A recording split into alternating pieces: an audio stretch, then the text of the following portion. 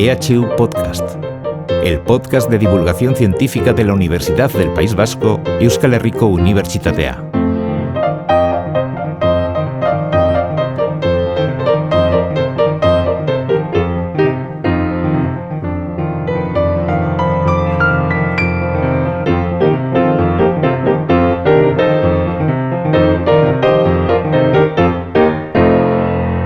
Cristina Penas Lago es la investigadora y divulgadora con la que hoy tenemos la suerte de compartir espacio, nuestro estudio de la Facultad de Ciencias Sociales y de la Comunicación de la UPV-EHU, y tiempo, ya que en febrero celebramos el Mes Internacional de las Mujeres y las Niñas, las chavalas, en la ciencia. En consecuencia, vamos a escuchar con muchísima atención todo lo que Cristina Penas nos va a contar sobre la investigación que lleva a cabo y sobre su labor divulgativa, que no es poca. A modo de avance, diré que la doctora Penas desarrolla su labor en la Facultad de Medicina y Enfermería de nuestra universidad, dentro del equipo dirigido por la catedrática María Dolores Boyano, Cancer and Translational Medicine. Su trabajo es fundamental en la lucha contra el melanoma, que es el tipo más serio de cáncer de piel. Para ello, combina la biología celular con la vanguardia tecnológica. Por un lado, busca nuevos marcadores para lograr una detección precoz del cáncer de piel y, por otro, utiliza la inteligencia artificial y herramientas de soporte para predecir con mayor precisión cómo evolucionará la enfermedad en cada paciente. Pero su labor científica no se detiene en el laboratorio.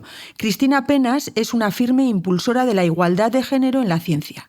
Trabaja en la asociación Foro Emakumeak Medikuntzan y en la Comisión de Igualdad de su facultad para que las discriminaciones y las falsas creencias vayan dejando paso a una sociedad más igualitaria y sana en todos los sentidos. Por esto mismo, la profesora apuesta por transformar el futuro a través de la divulgación, con iniciativas como She Mentoring o talleres como Nosotras Curamos, Nosotras Investigamos, rompe estereotipos y ayuda a crear referentes cercanos. Kaixo, Cristina, y bienvenida a EHU Podcast. Hola, Tania, muchas gracias. Hola. Eres impulsora de la iniciativa She Mentoring, en la que investigadoras jóvenes servís como referente para chicas que se plantean una carrera científica. ¿Cómo nació esta idea y qué necesidad concreta viste que no estaba cubierta ni por la escuela ni por la universidad? Bueno, pues todo surge de una idea que llevaba tiempo rondándome, y es que sí que es verdad que desde el movimiento feminista se ha reivindicado mucho el papel de las mujeres en diferentes ámbitos, y en ciencia no iba a ser menos.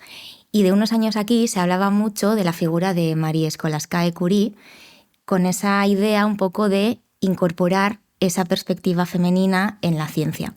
Lo que pasa es que nos quedamos ahí, y el hecho de estar hablando constantemente solamente de una mujer científica hacía el efecto contrario. No era algo inclusivo, sino algo de exclusividad, ¿no? Es muy difícil llegar ahí, solo hay una. Y entonces, por aquel entonces, yo estaba terminando la tesis y decía, especialmente en la Facultad de Medicina, hay un montón de compañeras que estamos haciendo la tesis, un montón de postdoc, mujeres que estamos, ¿no?, continuamos la labor investigadora, digo, y no se conocen, no sabemos dónde estamos, nadie nos ve. Y entonces desde ahí propuse esta iniciativa en el marco de la Semana de la Ciencia para visibilizar a todas estas compañeras y sus trabajos de investigación y de tesis. Porque, de hecho, tú eres la creadora y promotora de She Mentoring, ¿no? Sí, así es. ¿Te importaría profundizar un poquitín más y explicarnos qué es lo que hacéis? Tenemos como dos pilares del proyecto. Una es la parte de la campaña en redes sociales. Entonces, en el periodo de reclutamiento, vamos a llamarle así, a las compañeras les pido una fotografía en su lugar de trabajo, porque me parecía también importante tener esa imagen de científica con su bata en su laboratorio, sus nombres y apellidos, por supuesto, y luego una frase titular con un resumencito de su trabajo. Entonces edito esos perfiles en una diapositiva para Instagram y los voy publicando para que puedan hacer difusión. Y en paralelo a eso tenemos los stand presenciales, que solemos hacerlos en la Semana de la Ciencia, en la Noche Europea. Y sería un stand presencial en el que las compañeras que tienen disponibilidad vienen y pasan cierto periodo hablando con familias, colegios, in situ del trabajo que llevan a cabo. Uh-huh. Y claro, tú también has estado en Sí. estos puestos, en estas... Claro.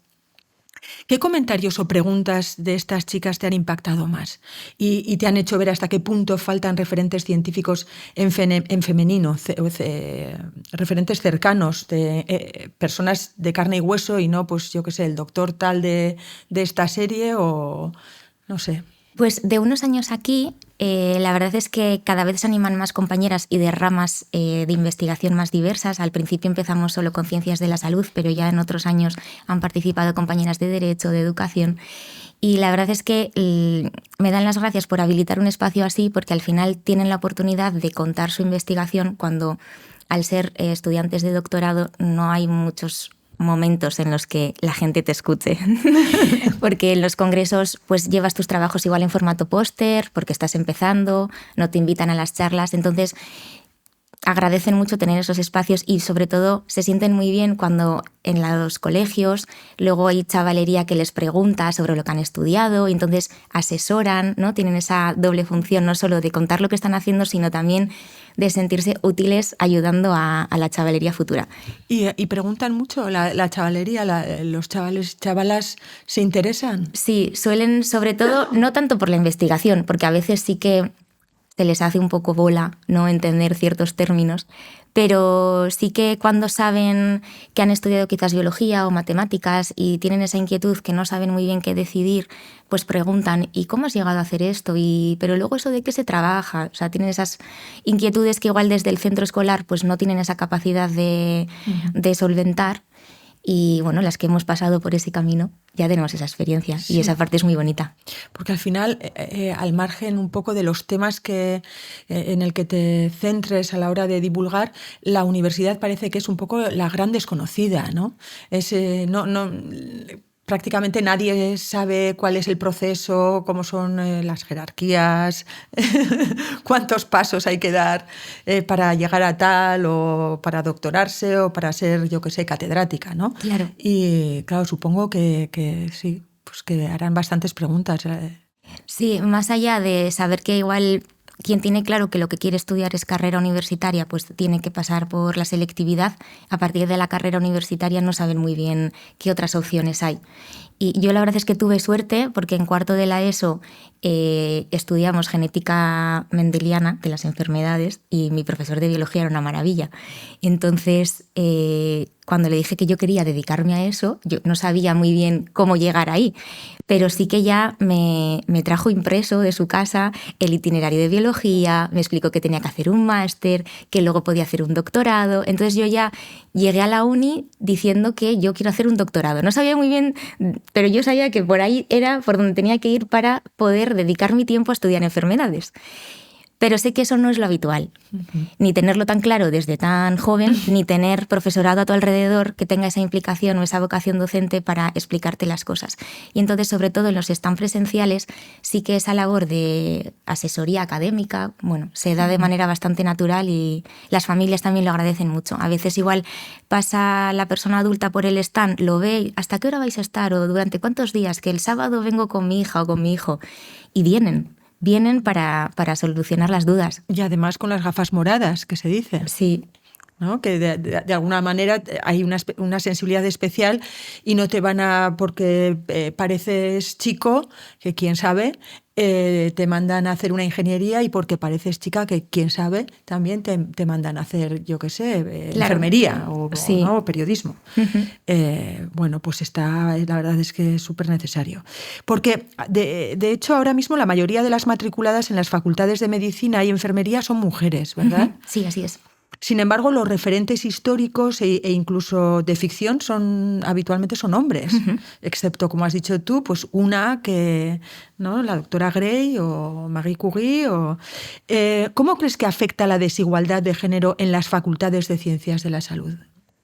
Pues en este entorno está muy feminizado y no es tanto a nivel de formación básica de la carrera, sino una vez que van a solicitar especialidades, sí que se ha visto una tendencia a que las alumnas tiendan más a elegir especialidades como pediatría o atención primaria, en el que la carga asistencial es muy grande.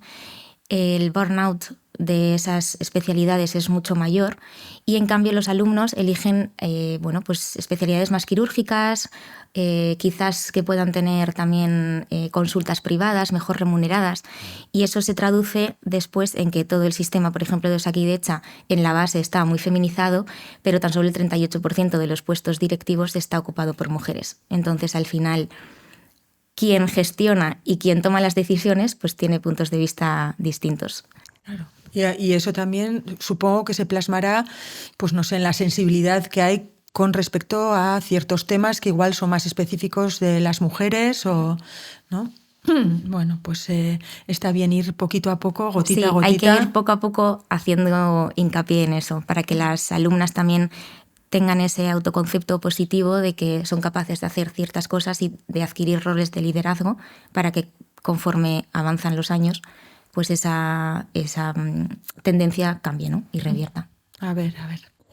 Cristina, en tu grupo de investigación trabajáis específicamente con melanomas. Uh-huh. ¿Podrías contarnos de manera sencilla qué estáis intentando entender o resolver sobre este cáncer de piel en vuestro día a día en el laboratorio? ¿Qué es? A ver, has traído hasta una maquetita. Sí. Es una de las maquetas que utilizo en las charlas en los colegios para que vean un poco la estructura de la piel. Bueno, pues el melanoma es el tipo de cáncer de piel más agresivo que existe. Y es que las células que lo originan son los melanocitos, que están en la capa más externa de la piel, y pues por alteraciones pueden empezar a crecer de manera descontrolada y generar ese tumor primario. Y nos enfrentamos a dos problemáticas. Por un lado, que es un tumor muy heterogéneo, que significa que no todos los casos son iguales, hay mucha variabilidad en cuanto a morfología, entonces la parte del diagnóstico a veces está un poco limitada. Y por otra parte, aunque es verdad que en el 90% de los casos, como hay mucha sensibilidad con el tema del cuidado de la piel, los casos que llegan a consulta son tumores pequeñitos y con la cirugía se curan, hay un 10% que, aunque los tumores son chiquitines, sí que se ha visto que a los 2 años pueden desarrollar metástasis. Y ahí es donde el grupo tiene un proyecto de investigación muy potente para intentar saber con tiempo suficiente cuando estas personas que, aun teniendo un tumor pequeñito, tienen ese riesgo de desarrollar la metástasis, para poder ofertarles una asistencia y unos tratamientos más específicos. Entonces ahí es donde entráis con los biomarcadores. Así es. Intentar identificar que quien haya escuchado el EHU podcast número 4 con la doctora María Puy Portillo Baquedano, mira que soy mala con los nombres, pero nos hablaba de estos biomarcadores y de todo el trabajo que se está haciendo en torno a este tema. Me gustaría que nos hablases un poquitín de los biomarcadores, uh-huh. También de la importancia, y esto no te había avisado, si sabes algo del ordenador cuántico y de si va a ayudar a procesar tanta información. Y ya de paso también, así muy brevemente, ahora que cojo velocidad, ¿cómo son los melanomas? Porque son tumorcitos, pero, uh-huh. pero yo qué sé, ¿cómo se aparecen? ¿Son bultitos? ¿Son...? Uh-huh. Bueno, a ver... Vale. Por donde quieras. Bueno, pues empezamos igual por la parte de cómo revisarnos la piel. Por ejemplo. Muy bien. Bueno, pues en principio la buena noticia es que la mayor parte de los melanomas no aparecen sobre una lesión pigmentada, un lunar llamado típicamente, que ya estaba. Hasta los 40-45 más o menos podemos tener aparición de lesiones nuevas, de manchas en la piel, y no tienen por qué ser patológicas. Ahora tenemos un sistema que se llama ABCDE, que nos ayuda a acordarnos de ciertas características que tendríamos que vigilar en las lesiones que tengamos. Por una parte, revisaríamos la asimetría, ver si es más o menos redondo, si crece hacia un lado, hacia otro. Luego tendríamos los bordes, si es un borde muy regular o, por ejemplo, hace más forma de estrellita, ¿no? Irregular. El C es el color. Tenemos que mirar si la lesión tiene la misma tonalidad como podemos tener aquí, o tendría más de un color. Por ejemplo, en una zona es más negro, en otro es más clarito. Eso también puede ser un signo de malignidad. No tiene por qué, pero podría ser. La D es la dimensión. Cuando son pequeñitos, de menos de 0,5, no suele ser algo reseñable. Ya si son más grandes, pues sí que convendría revisarlos con más frecuencia. Y luego la E hace referencia a la evolución en cualquiera de estos parámetros. Por ejemplo, yo tenía una lesión que era redonda, que era simétrica, y de repente veo que le sale como una cabecita por un lado. Esa asimetría ha cambiado. Pues esa evolución en esa característica sería para que yo le preste más atención y haga un seguimiento, a ver si eso va a más o no, o hay un cambio en el color, era homogéneo y de repente aparecen 2 colores, ese tipo de características. Esta maquetita que nos has traído aquí con estas fotografías tiene una escala que pone 10 milímetros. ¿Esto corresponde, la foto que se ve ahí, corresponde al tamaño real? Sí. De acuerdo, ese sería, como te diría yo, como la punta de mi dedo meñique. Eso es, sí. Aproximadamente. Eso es. Vale, de acuerdo, para hacerme yo una idea. Sí, porque ya te decía que tengo familia rubia. Y ahí siempre tenemos un poquitín de miedo con este tema. Sí, y ahora... Y luego, claro, lo que ocurre es que, como ves aquí, hay diferentes lesiones. En este caso todos son melanomas, pero hay otro tipo de lesiones en la piel que también tienen coloración marrón, que no tienen por qué ser melanoma. Y sobre todo para un ojo que no está entrenado, que puede ser el personal que está en atención primaria, en los ambulatorios, a veces puede ser difícil detectar si una lesión es o no es melanoma. Entonces, ante el riesgo de que sea melanoma, se deriva a dermatología, que ya saben a ciencia cierta, con bastante tasa de acierto, un 95%, si esa lesión es maligna o no. Entonces, una parte del proyecto lo basamos en esto, en utilizar algoritmos de análisis de imagen para ver si pueden encontrar ciertos patrones que nos ayuden a diferenciar las lesiones buenas de las malas, y sería una herramienta para instalar en atención primaria para ayudar tanto a las médicas como a los médicos de familia a poder hacer un mejor cribado y así pues reducir la lista de espera para dermatología.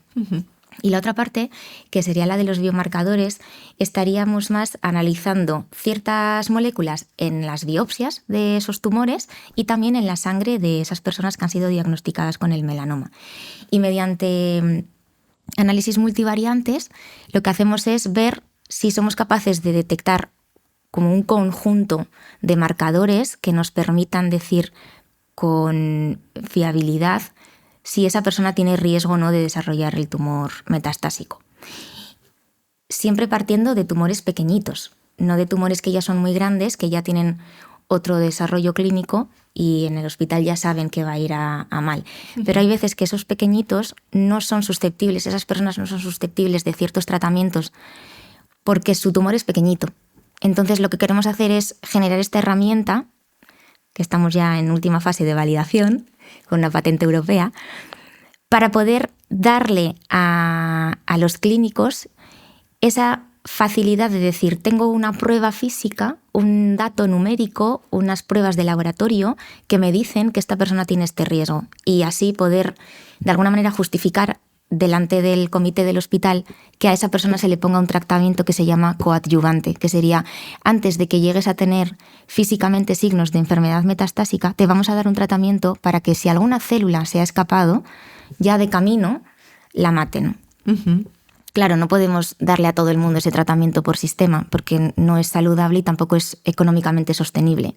Entonces, por eso hay unos protocolos en el hospital para decidir, en base a unos criterios, si ese paciente o esa paciente es susceptible de cierto tratamiento. Y nuestro proyecto va enfocado ahí, a dar herramientas a los médicos y a las médicas para que puedan avalar esas decisiones clínicas y así mejorar ese tratamiento de esas personas, que sería a lo que va la medicina personalizada.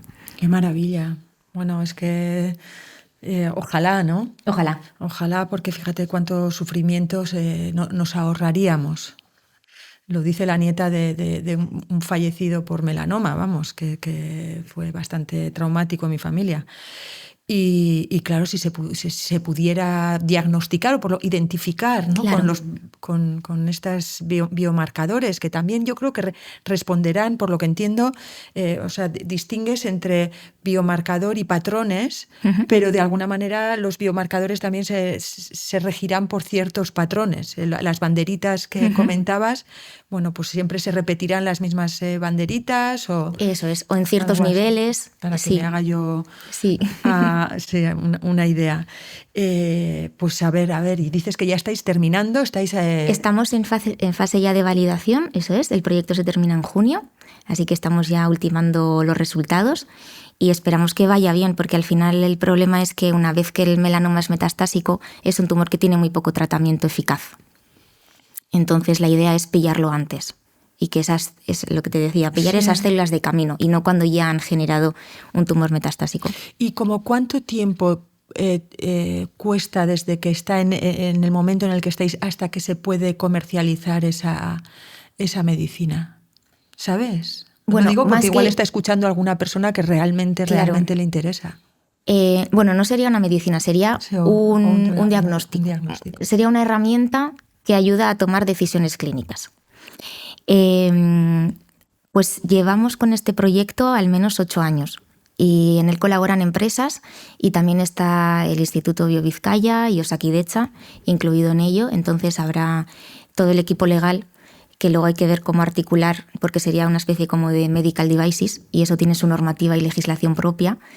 Entonces, bueno, todavía puede tardar un poquito en ser efectivo, pero lo importante es tener los resultados del laboratorio para que con ese aval científico ya el resto del proceso vaya más rodado. ¡Jo, qué buenas noticias! Es una maravilla hacer este podcast porque todos los meses me voy a casa como súper contenta. Claro. Es con una cosa nueva.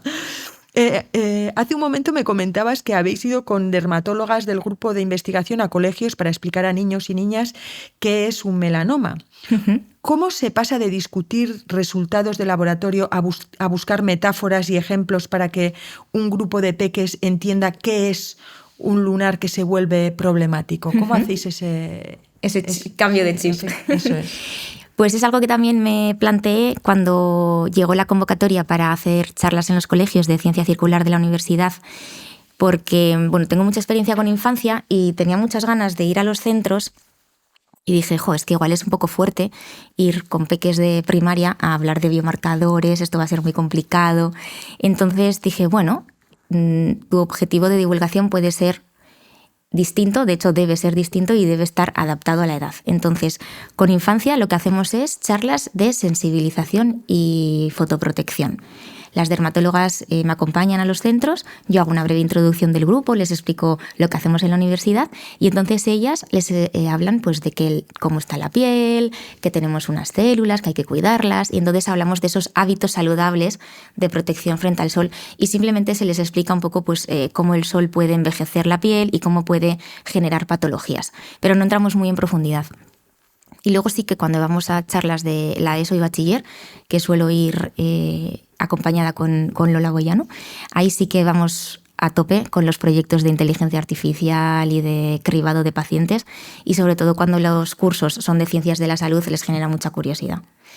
Y ahí sí que hablamos de biomarcadores, entonces lo que intentamos es palabras técnicas con ejemplos sencillos y muchas imágenes, ilustraciones, dibujos y porque tenemos que alfabetizar científicamente a la sociedad, que es una de las funciones de la divulgación. No solo ir a soltar tu speech y ya lo he soltado, sino que realmente entiendan lo que estamos haciendo y que vayan adquiriendo ciertas palabras. Lo mismo que durante la pandemia de la COVID, más o menos todo el mundo ha terminado entendiendo lo que es un antígeno y un anticuerpo, que son palabras muy técnicas, pues en estas charlas intentamos hacer lo mismo. ¿Y os hacen preguntas? ¿Se interesan? Sí, les interesan, sobre todo, a veces, claro, desde el desconocimiento, pues nos preguntan también por temas dermatológicos, entonces tenemos que comentarles que no somos dermatólogas.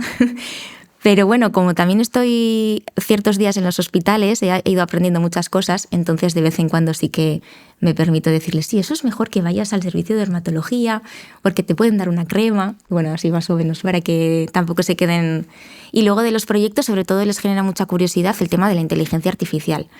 Y les explicamos que es todo matemáticas.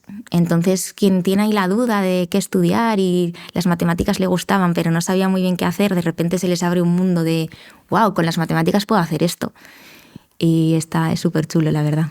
Cristina, ¿te ha pasado que al explicar vuestra investigación al público general has descubierto formas nuevas de entender tú misma lo que haces en el laboratorio, precisamente porque has tenido que traducirlo a un lenguaje cotidiano? ¿Te ha pasado algo así? Sí, me ha pasado sobre todo cuando en las charlas te hacen consultas o dudas sobre lo que has explicado, te hace replantearte que quizás la similitud o el ejemplo que habías utilizado no era tan bueno y buscas otra forma. Y en esa otra forma encuentras pues otra manera de expresarte y vas incorporando ese mensaje a tu discurso y vas afinándolo cada vez más hasta que de la práctica ya pues te sale de rutina el tener un repertorio de ejemplos que podrías explicar lo que haces prácticamente a cualquier edad. Qué bien. A mí me ha pasado en clase alguna vez que explicas algo, ¿no? Y te parece que lo has entendido perfectamente. Igual lo explicas al año siguiente y lo entiendes un poquitín más y de repente al quinto año dices, ay, pero si no había entendido. Bueno, lo había entendido, pero vamos, la dimensión es muchísimo más... En toda su complejidad, sí. Mucho más amplia, mucho más ¿no? compleja. Pero bueno, también eso es pues, lo que tiene la experiencia, claro. Supongo, ¿no? Eso Cuando eres es. joven, pues no te das cuenta un poco de lo que viene después. Y a menudo se dice que la gente de a pie no entiende la ciencia, cuando quizá el problema es cómo se cuenta, ¿no? Eso en clase también, ¿quién no ha tenido esa experiencia como alumna y como docente, ¿no? Desde tu experiencia, ¿qué errores ves más a menudo cuando se comunica sobre el cáncer y qué cambios pequeños de lenguaje o enfoque pueden marcar la diferencia? Bueno, a mí algo que me gusta hacer o que reivindico mucho es que cuando hablamos de cáncer no utilizar palabras bélicas. No hablar de lucha contra el cáncer, la batalla contra el cáncer, después de una ardua lucha perdió, porque al final son palabras que están cargadas de una connotación muy negativa y aunque tú no hayas padecido la enfermedad, tu subconsciente ya está asociando que esa patología es muerte y destrucción. Entonces, si nos ponemos en el caso de que en un futuro tienes un diagnóstico de esta patología, seguramente el ánimo con el que te enfrentes a ese diagnóstico y a un posible tratamiento pues no va a ser tan bueno. Entonces, por eso, por ejemplo, en las charlas siempre intento no utilizar imágenes de células que estén enfadadas y rojas, por ejemplo, que es una manera de representarlas muy habitual, sino que las pongo como mareadas. Pongo la misma célula, una está contenta y feliz con sus colores de célula sana y la otra la pongo como con chiribitas en la cabeza y con la cara así como de lado, ¿no? Y entonces les digo, bueno, es que a veces pues las células también se desorientan, tienen mucha información, no saben muy bien cómo gestionarla, entonces empiezan a hacer cosas raras, porque eso también quita como mucha presión. Y luego también explicar los procesos de forma sencilla, pero como son. Por ejemplo, muchas veces en las charlas pregunto si saben lo que es una metástasis, porque se oye hablar mucho, pero lo único que tenemos asociado es que metástasis es igual a no supervivencia, a peor pronóstico, obviamente, pero no saben muy bien lo que es. Entonces les digo, bueno, pues un tumor primario es cuando se genera en el órgano, ¿no? En este caso, nuestro órgano sería la piel, el que yo estudio. Estas células pueden adquirir habilidades que permitan que se muevan más unas que otras. Y las que se mueven mucho, pues de moverse pueden llegar a un vaso sanguíneo. Y ese vaso sanguíneo es una carretera al que da acceso como si fuese a todo el cuerpo. Y cuando llegan a otro órgano en el que están muy cómodas, pues ahí se quedan y vuelven a crecer. Y cuando crecen, ahí sería una metástasis. Digo, entonces, claro, si esa célula se mueve más y ya tiene esas características, pues tiene otra biología, es mucho más difícil que los fármacos que tenemos les pueda hacer efecto, entonces tenemos que intentar evitar que llegue a ese punto. Y simplemente el proceso, que entiendan que simplemente lo que ocurre es que esa célula tiene otras características y ha llegado a ese sitio por una sangre, por un vaso sanguíneo, que no es que de repente aparece de la nada el tumor metastásico, pues da bastante claridad y creo que ayuda también a no dramatizar tanto dentro de la gravedad de la patología y que, pues llegado el caso, también se enfrenten sobre todo con otro ánimo, porque es muy importante para la adherencia a un tratamiento y que vaya bien, que la persona cuando empieza, por ejemplo, una quimioterapia tenga algo de esperanza. Y claro, hablando de batallas perdidas y de supervivientes, claro, pues es un poco difícil, da bastante miedo. Además, es que cuando se habla de batallas, o sea, está el dicho de dos no riñen si uno no quiere, ¿no? Claro. Y de repente, si tienes una batalla, parece que eres tú misma la que lo ha provocado, claro, o algo habrás hecho, claro, o lo hicieron tus familiares lejanos. Claro. Entonces, para mí ya empiezas cansada, ¿no? Solo de pensar en batalla, claro, en que va a ser algo largo, y eso, es... Sí, me parece está el importante. tema de la culpa también, sí, ¿no? Sí, me parece una idea buenísima. ¿Y qué palabra utilizarías para definirlo? Pues intento evitar esas y simplemente eso, les utilizo iconografía que no sea tan agresiva, principalmente. Les hablo de células y de procesos, de capacidades, de habilidades, de que se mueven más, se mueven menos. Mira, hay un libro que no consigo terminármelo porque no tengo tiempo, pero a mí me encanta la ciencia ficción y es de Octavia Butler. Se titula La estirpe de Lilith. Y en esta historieta, pues bueno, hay esto un jaleo, pero bueno, llegan extraterrestres, de alguna manera salvan a los pocos humanos que quedan después de una guerra nuclear. Y precisamente estos aliens vienen porque les interesa es la habilidad de las células cancerígenas, porque tienen un tipo de, no sé, pues las metabolismo, lo que mutaciones, sea, lo que les sea, viene bien. Que les viene bien. Que también todo curioso. Se puede... Sí. Eso es. A mí me encanta el libro sí. No lo termino nunca, pero bueno, ahí estoy. Y para terminar, si hoy nos escucha una estudiante que ve la investigación del cáncer como algo muy lejano o reservado a genios, porque los genios suelen ser hombres, ¿qué le dirías?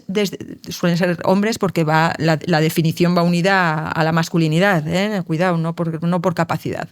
¿Qué le dirías desde tu propia trayectoria para que se vea a sí misma dentro de la foto de la ciencia y no solo mirando desde fuera? Pues les diría que investigar es un trabajo y que como todo trabajo se aprende. Entonces, si tienes ganas de aprender, de estudiar, de entender por qué las cosas pasan de una manera o de otra, va a haber un hueco para ellas en cualquier disciplina.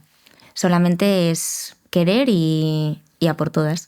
Y lanzarse. Eso es. Pues qué bien, Cristina. Me levantaría y te aplaudiría por todo el trabajo que llevas a cabo. Es que ricasco por haberte animado a compartir este ratico con nosotros y ha sido todo un momentazo, la verdad. Y tan solo pues ya nos queda despedirnos. Muchas gracias por la invitación. Estoy muy a gusto, la verdad. Pues cuando quieras, vuelve cuando quieras, nos traes más información. Si conseguís poner en marcha ya este tema que nos estabas contando, lo celebramos. Hecho. Aquí. Y nada, nos queda despedirnos. Un abrazo a quien nos escucha. Aquí al otro lado estamos Iñaki Alonso y Ane Zugaza en la técnica, los botones y las pantallas, Javier Martínez en redacción, Iraitz Madariaga y Leire Ibar a punto de entrar a jugar al terreno de juego, Nerea Jaureguizar al timón y Tania Arriaga a las riendas. El podcast se puede escuchar en las plataformas habituales y así como en captivate.fm. Es que ricasco y gracias a la Universidad del País Vasco eta lasterarte. Agur. Has escuchado EHU Podcast, el podcast de divulgación científica de la Universidad del País Vasco y Euskal Herriko Unibertsitatea. EHU Podcast. Entzun eta zabaltzazu.